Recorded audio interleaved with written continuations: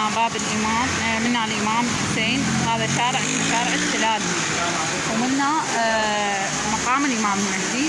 هذا هو الموقف اللي شنو هو التقى به الإمام الحسين، وقف هنا التقى بعمر بن سعد لعنة الله عليه. فراد يفاوضه يعني على مود الحرب أو هيجي. فتعرفون بعد رأي عمر بن سعد شنو، وتعرفون موقف الإمام الحسين من الحرب هم شنو. الإمام الحسين ما كانوا على حرب، إنما هم اللي رادوا هذا الشيء. الإمام الحسين رادها بالإصلاح ورادها بالسلم، لكن هم ما طبعوا لهذا الأمر. هذا هو الموقف اللي التقى به الإمام الحسين بعمر بن سعد. هذا باعوا هنا وقف الإمام الحسين مع عمر بن سعد. فأقول للأسف هيك مكانات تنوخذ للمحلات والغيرة أكثر من ما تخلي تاريخ أو أثر.